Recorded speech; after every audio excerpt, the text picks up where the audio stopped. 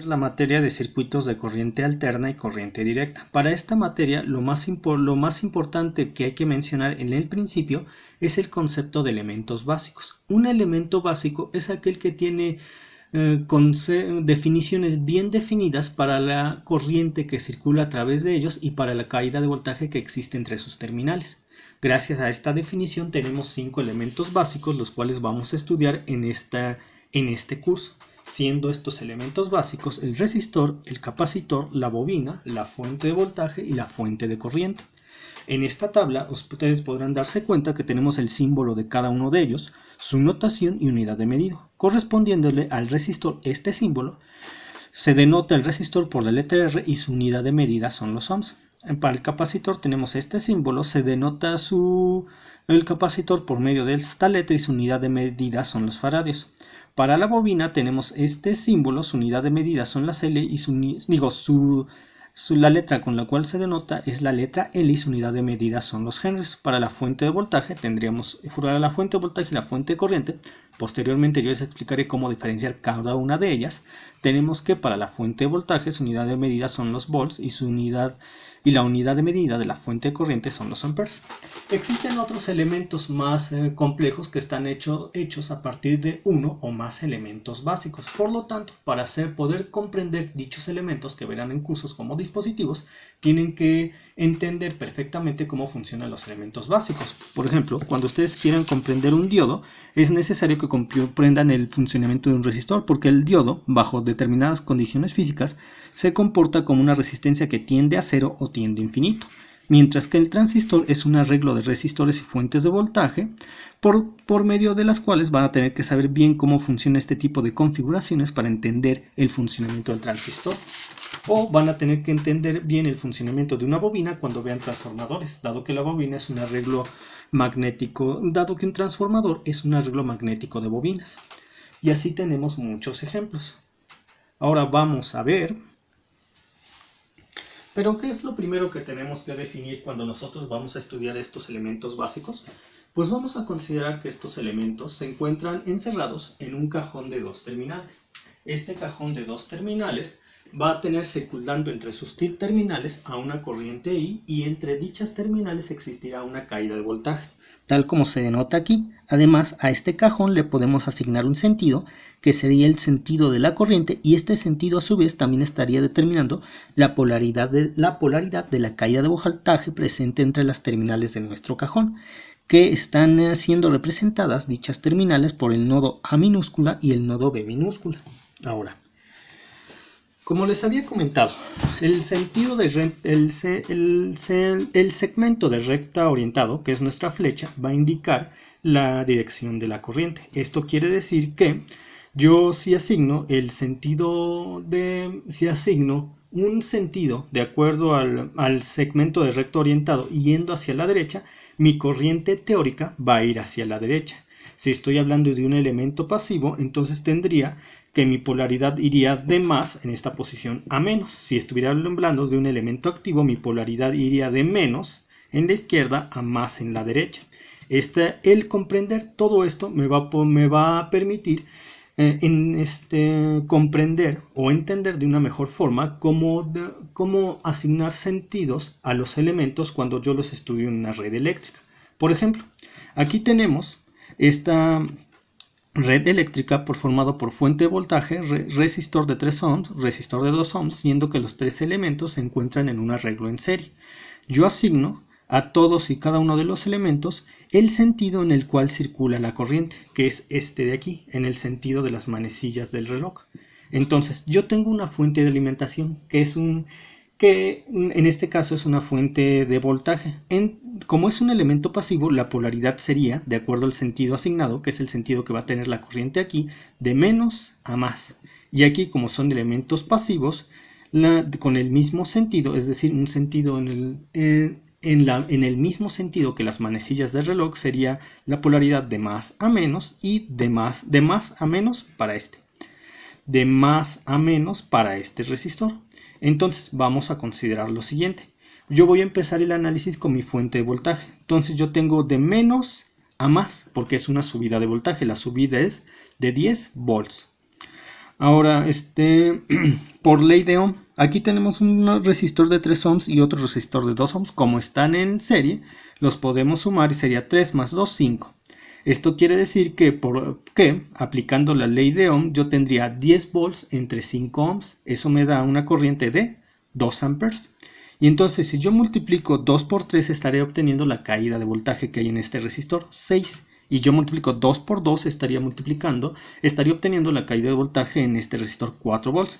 Yo sé que como es un elemento pasivo y he asignado el sentido del elemento en el sentido de las manecillas del reloj, de hecho lo he asignado así para los 3 elementos en el arreglo en serie, yo sé que aquí va de más a menos. Eso quiere decir que aquí fue de menos a más, tengo 10 volts en este punto. Y ahora voy a ir de más a menos, lo que implica una resta de 10 volts menos 6 volts una vez que pase por este resistor, lo cual me deja 4 volts en este punto.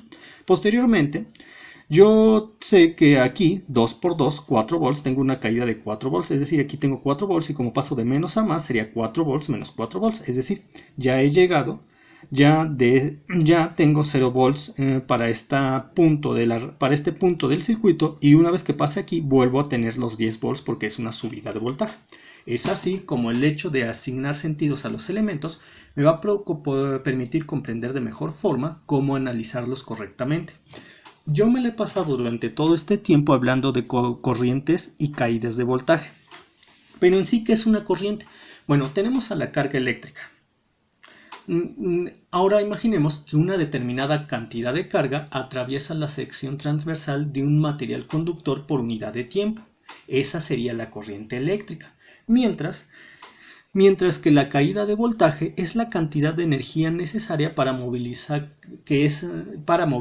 una carga de un punto de un material conductor a otro punto del material conductor. Es por eso que la definición de la corriente eléctrica es la derivada de la carga con respecto al tiempo, que en sí es la variación de la carga que atraviesa, en sí es la cantidad de carga que atraviesa la sección transversal de un material conductor por unidad de tiempo, mientras, como les decía, el voltaje es la cantidad de energía que se necesita para movilizar una cantidad de carga de un punto a otro dentro de un material conductor.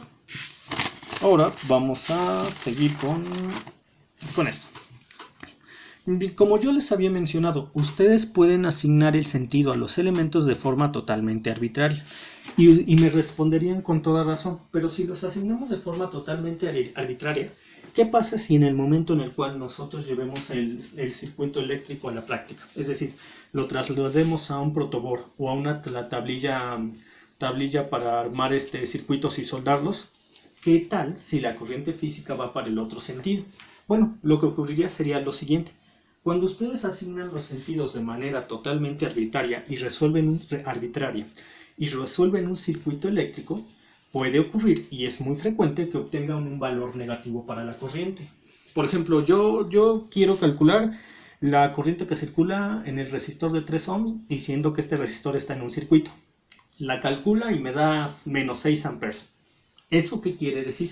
Eso quiere decir que el sentido que ustedes asignaron al elemento es contrario al sentido real de la corriente en el circuito físico. Por lo tanto, no es necesario que le cambien nada al circuito, porque hay personas que le cambian el sentido al elemento y ya estarían afectando todo el proceso matemático por medio del cual llegaron al resultado. No le cambien nada, simplemente al final de la respuesta ustedes agregan la interpretación física. Y dicen, yo obtuve un resultado negativo porque la corriente física viaja en dirección contraria a la corriente teórica que yo asigné en el momento de resolver el circuito. Y es así como lo deja. Ahora, tenemos al resistor. ¿Qué es un resistor? Un resistor es un elemento básico de 2 terminales que presenta la propiedad de la resistencia, denotada por la letra R, siendo que la corriente que circula a través de estas terminales está relacionada con la caída de voltaje presente entre los extremos del resistor por medio de la ley de Ohm. Es decir, que la caída de voltaje es igual a la resistencia del resistor por la corriente eléctrica que lo atraviesa. Aquí tenemos el símbolo de resistor. Aquí le hemos denotado un sentido en el cual estaría yendo la corriente, y como es un elemento pasivo, de acuerdo a este sentido, la polaridad para la caída de voltaje pasaría de más en la izquierda a menos en la derecha. Ahora, ¿qué ocurriría si la resistencia fuera diferente a cero? Si la resistencia es diferente a cero, yo puedo definir al inverso de la resistencia, el cual se le conoce como conductancia. Antes de pasar recuerden, las unidades de la resistencia son los ohms. Entonces, si yo puedo definir al inverso de la resistencia, el inverso de la resistencia se llama conductancia y su unidad de medida son los mhos, es decir, ohms al revés, o también luego ponen el símbolo de los ohms, es la omega mayúscula.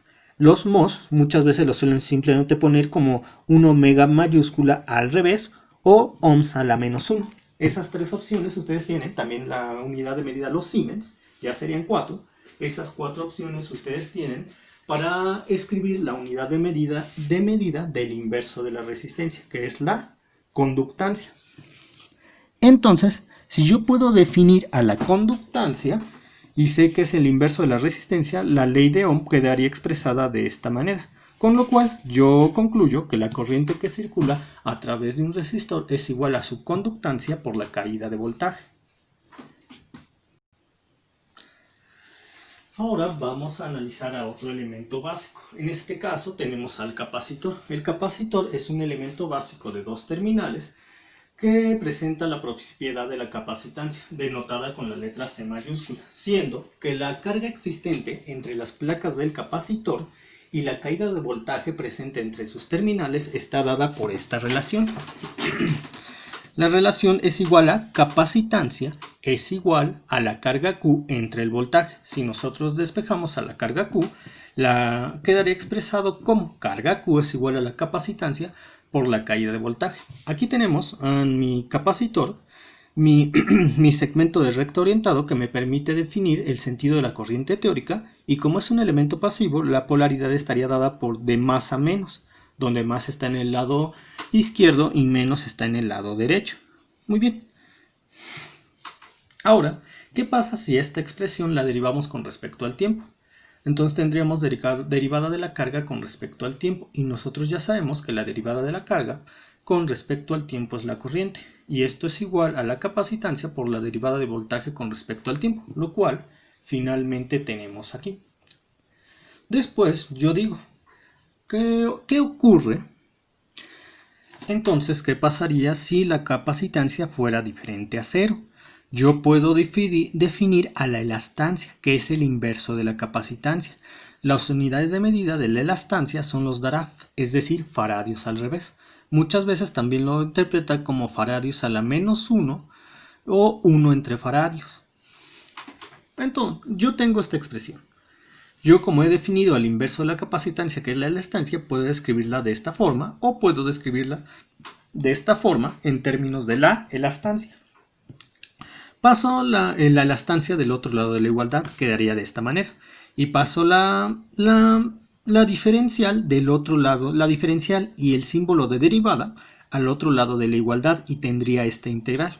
Y ustedes dirían, pues ya la dejamos así, es decir, la caída de voltaje en un capacitor es igual a la elastancia por la integral de la corriente con respecto al tiempo. Yo les diría, podríamos dejarlo así. Sin embargo, en la teoría de los circuitos eléctricos, nosotros analizamos a los elementos que se comportan en un intervalo de tiempo determinado, por lo cual hay que analizar esta expresión en el intervalo de tiempo bajo estudio, es decir, de 0 a t, por eso aquí tenemos la integral de 0 a t, más la condición inicial del capacitor. ¿Esto cuál sería? Cuando nosotros evaluamos la integral de la corriente en el tiempo t igual a 0. Y yo les preguntaría, si la derivada de la carga con respecto al tiempo es la corriente, ¿cuál es la integral de la corriente? Es la carga, y si lo estamos analizando en el tiempo 0, yo me estoy refiriendo en esta parte a la carga inicial del capacitor, que al ser multiplicada por la elastancia, por la relación que ya les había dicho de la carga igual a la capacitancia por la caída de voltaje, tendríamos que finalmente la expresión para calcular la caída de voltaje en un capacitor está dada por esta, donde nosotros estamos considerando al intervalo de tiempo bajo estudio dada por esta expresión más la carga más la caída de voltaje inicial en el capacitor. Vamos ahora con la bobina. Lo que tenemos nosotros para la bobina es lo siguiente. Un elemento como la bobina es más complejo tiene un funcionamiento más complejo en comparación al resistor y al capacitor, porque la bobina suele tener acoplamientos magnéticos. Por lo tanto, es necesario considerar al concepto de convolución magnética. Y algunos me han preguntado, ¿qué quiere decir el término convolución? Convolución se refiere a la superposición. Como las líneas de flujo magnético que generan las bobinas se superponen unas sobre otras, es por eso que cuando nosotros estudiamos bobinas debemos que considerar el concepto de convolución de flujo magnético. Y entonces tenemos que la caída de voltaje en una bobina es igual a la derivada de la convolución de flujo magnético con respecto al tiempo. Ahora, la ley de Faraday nos dice que si una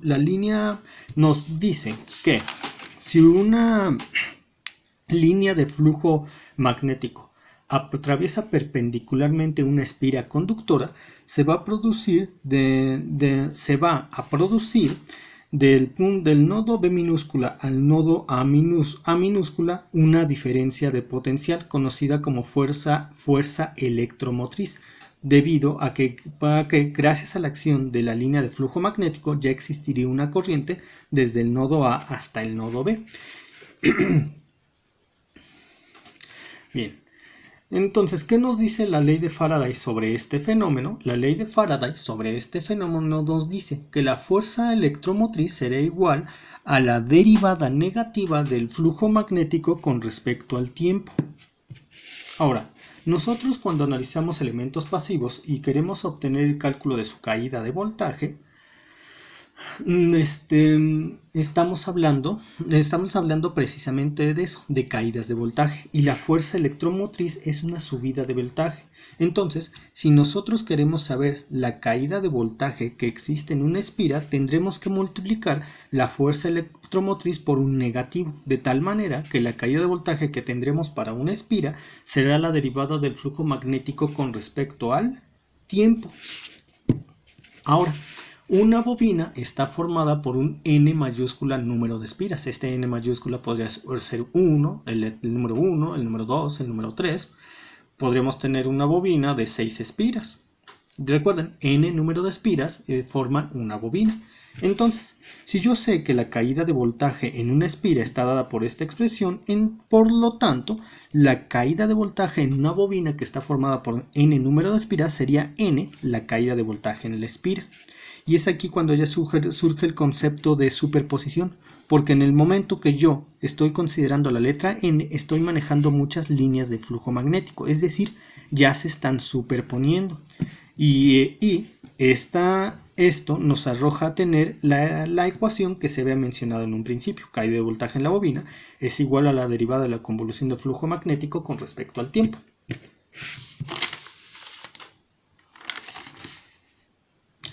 Pero la anterior derivada es una derivada compuesta y es igual a su vez a la derivada de la convolución de flujo magnético con respecto a la corriente por la derivada de la corriente con respecto al tiempo.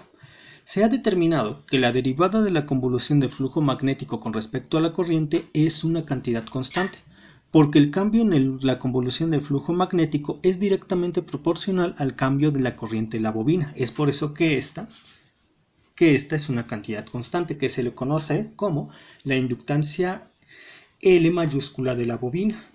Por lo tanto, yo tendría que la caída de voltaje en una bobina es igual a la inductancia por la derivada de la corriente con respecto al tiempo. Ahora, yo también puedo establecer que la inductancia de la bobina es diferente a cero, con lo cual puedo definir a la invertancia de la bobina, que es el inverso de la inductancia de la bobina. Si la inductancia tiene como unidad de medida los henrys, la invertancia tiene como unidad de medida los joules, que son henrys al revés. En algunos libros también lo encontrarán como henrys a la menos 1 o 1 entre henrys. Entonces, yo puedo reescribir esta expresión en términos de la inductancia, quedándome de esta manera. Después paso la inductancia del otro lado y paso la derivada y la diferencial del otro lado y tendría que la corriente en una bobina es igual a la invertancia por la integral de la caída de voltaje de la bobina por la diferencial del tiempo. Al igual que en el caso del capacitor, yo podría dejar simplemente así la expresión. Sin embargo, en la teoría de los circuitos eléctricos, nosotros analizamos el comportamiento físico del dispositivo en un intervalo de tiempo, el cual va desde el tiempo inicial 0 hasta el tiempo bajo estudio t. Es por eso que esta es la integral, la reinterpretamos en ese intervalo de tiempo, siendo esos sus límites, desde el tiempo 0 hasta el tiempo t. Y nosotros también tenemos que considerar el tiempo inicial, es decir, esta integral cuando t es igual a 0. Si nosotros sabemos que la derivada de la convolución de flujo magnético con respecto al tiempo es el voltaje, ¿quién es la integral del voltaje? Pues la convolución de flujo magnético, que al ser multiplicada por la invertancia nos arroja que la corriente que circula a través de una bobina es igual a la expresión que analiza esta expresión en nuestro intervalo de tiempo bajo estudio más la corriente inicial de la bobina. Ahora vamos con bobinas acopladas. Como yo les había mencionado, las bobinas tienen un comportamiento más complejo que capacitores y resistores porque las bobinas tienen acoplamiento o generan acoplamientos magnéticos entre ellas. Entonces, ¿qué pasa si nosotros tenemos un sistema de n número de bobinas donde todas las bobinas se encuentran conectadas entre sí? Y yo dirán y ustedes me dirán, ¿a través de un cable? No. Se encuentran conectadas de tal manera que existen acoplamientos magnéticos entre ellas. En un diagrama eléctrico, ¿cómo nosotros denotamos los acoplamientos magnéticos entre las bobinas? Con líneas de unión. Como se ve aquí, yo tengo un sistema de n bobinas acopladas, teniendo la bobina número 1, la bobina número 2, la bobina bajo estudio K y la bobina bajo estudio N. N mayúscula, siendo esta la última bobina del arreglo. Yo sé que están acopladas magnéticamente porque las líneas de unión me están indicando qué bobinas se encuentran acopladas. Esta línea de unión me dice que esta bobina, la 1 y la 2, están acopladas. Esta línea de unión me dice que la bobina 2 y la bobina K están acopladas. Mientras que esta línea de unión me dice que la bobina K y la bobina N están acopladas. De la misma forma en que esta línea de unión me dice que la bobina 1 y la bobina K están acopladas, y así me iría.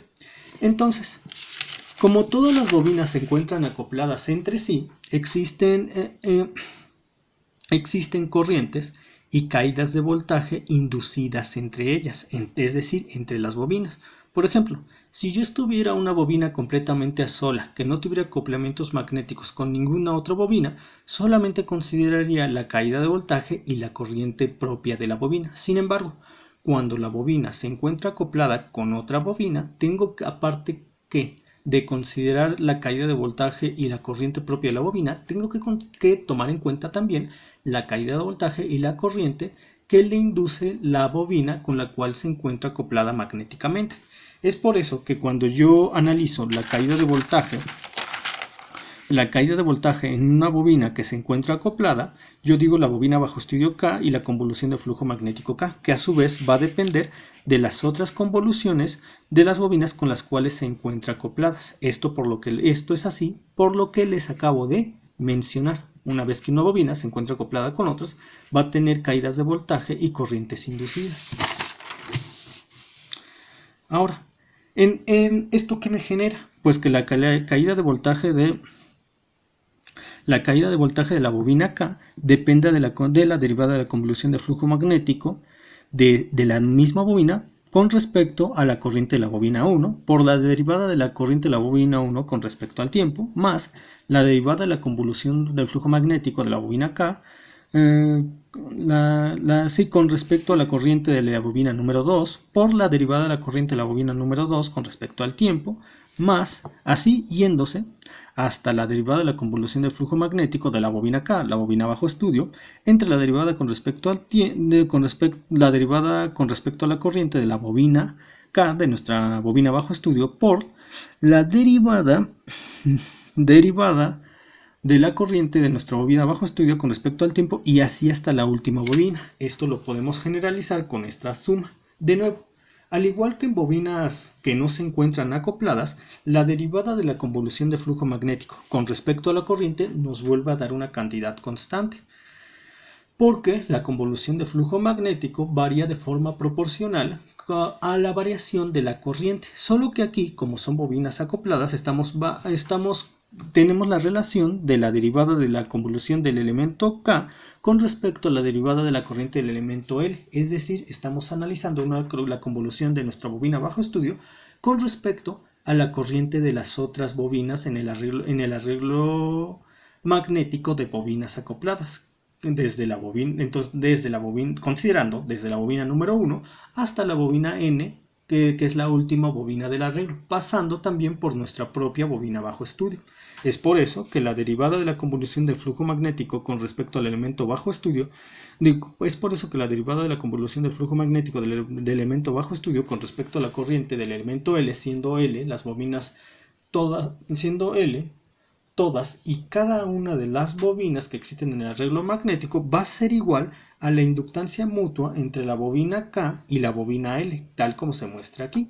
Por lo tanto, se concluye que la caída de voltaje en la bobina K, que es nuestra bobina bajo estudio que se encuentra en un sistema de bobinas acopladas, va a ser igual a la sumatoria desde L igual con 1 hacia hasta N, N siendo el número total de bobinas acopladas del arreglo, de la inductancia mutua de la bobina K con respecto a la bobina N por la derivada de la corriente de la bobina L con respecto al tiempo.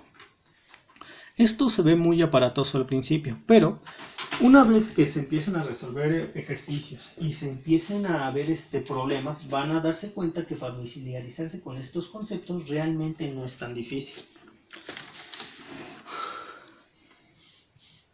Ahora, ¿qué pasa si yo desarrollo esta suma para las diferentes bobinas bajo estudio? Para las caídas de voltaje de las diferentes bobinas bajo estudio, es decir, de la bobina 1, de la bobina 2, de la bobina 3, así hasta el número total de bobinas acopladas. Tendría un desarrollo como el que se está mostrando a continuación, donde yo he desarrollado la suma que acabo de notar para cada valor de K, desde K igual con 1 así hasta N, con lo que tenemos esto. Y yo les preguntaría, ¿cómo yo a partir de este sistema de ecuaciones cuadrado puedo saber el valor de cada una de las derivadas? Bueno, ustedes ya conocen el método de Gauss, el método de Gauss-Jordan, el método de sustitución, el método de suma-resta. Pueden aplicar cualquiera de esos métodos para ir definiendo cada una de las derivadas. Yo ocuparé la regla de Cramer.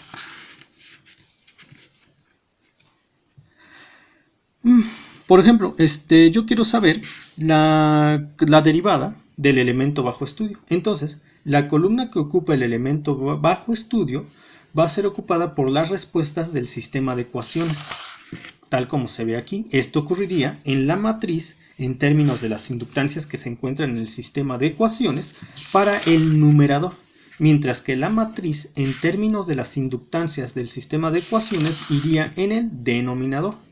Bien. Y aquí se podrán dar cuenta que para el denominador las inductancias pasan tal y como están en el sistema de ecuaciones, siempre y cuando ustedes respeten el orden de menor a mayor. Y ese orden me refiero de menor a mayor por los subíndices, el cambio de subíndices que nos genera la sumatoria. Una vez que ustedes obtienen la regla de Cramer, la pueden reescribir de esta manera. Con lo cual tendríamos lo siguiente. Tendríamos esto de aquí. Con lo cual sabríamos que la derivada de la corriente del elemento bajo estudio con respecto al tiempo es esta expresión. Y luego tenemos la expresión del cofactor entre el determinante, la cual se puede reescribir de esta manera. Y ustedes dirán, ¿qué significa todo esto? Menos 1 a la K más L del menor, de L subíndice de la inductancia L subíndice L, K del determinante de L subíndice K, L. ¿Qué significa esto? Yo en estos momentos no se los voy a explicar, pero se los voy a explicar detalladamente cuando veamos problemas, porque considero que si lo hago en este momento solamente los confundiría. Por lo que yo preferiría esperarme a ver problemas y explicarles esto de una forma mucho más detallada. Simplemente ahorita les pongo las ecuaciones para posteriormente en los problemas utilizar la ecuación, pero ya explicada en cómo se utiliza dentro de una red eléctrica. También se define que el cofactor de la inductancia L subíndice L, K entre el determinante de la inductancia L subíndice K, L es la invertancia mutua entre la bobina del elemento K y la bobina del elemento L, por lo que yo puedo reescribir esta expresión de esta manera. Una vez que yo he pasado la derivada de, una vez que yo he pasado la derivada de la corriente y la diferencial de t del otro lado de la igualdad. Y ustedes dirían, pues ya nos quedamos aquí. Pero al igual que lo hemos hecho en el caso de capacitores, de bobinas aisladas y de bobinas acopladas, yo voy a analizar esta expresión para un intervalo de tiempo bajo estudio, el cual va de 0 a t. Y una condición inicial, que es analizar esta expresión otra vez, pero para el tiempo t igual a 0. Entonces la integral del voltaje es la convolución de flujo magnético. En el tiempo t igual a 0, por eso se le pone subíndice 0. Y ustedes cuando multiplican esta convolución con la sumatoria, estarían en sí obteniendo la corriente inicial en el elemento K. Por lo tanto, cuando estoy hablando de una bobina acoplada, su corriente será igual a la suma desde el igual conocido así hasta n de la invertancia subíndice K, L de la integral que va de 0 a t de la caída de voltaje en la bobina L con respecto por la diferencial del tiempo más la corriente inicial en la bobina K. Y eso es todo, nada más unas últimas anotaciones para concluir este tema. La inductancia K, L es igual a la inductancia L, K. Por ejemplo, si yo tengo la inductancia de la bobina 1 con respecto a la bobina 2, será la misma que la inductancia de la bobina 2 con respecto a la bobina 1. Para la invertancia es exactamente lo mismo. Sin embargo, ustedes cuando están estudiando bobinas acopladas no pueden decir que la inductancia de la bobina K, L es el inverso, no pueden decir que la inductancia mutua entre la bobina K y la bobina L es igual a 1 entre la importancia de la bobina K y la bobina L. Esto lo tienen que respetar. La inductancia entre la bobina K y la bobina L es diferente a 1 entre la invertancia de la bobina K y la bobina L. Esto se cumpliría cuando ustedes están estudiando bobinas que no están acopladas. Cuando ustedes estudian bobinas que no están acopladas, la inductancia es el inverso de la invertancia. Sin embargo, cuando ustedes se encuentran estudiando bobinas que están acopladas, la invertancia se tiene que obtener por medio de esta expresión, esta. La que está entre la suma y la sumatoria y la caída de voltaje L. Eso se lo comprenderán de mejor forma con los ejercicios que vamos a hacer en otros videotutoriales. Por el momento es todo, nos vemos después.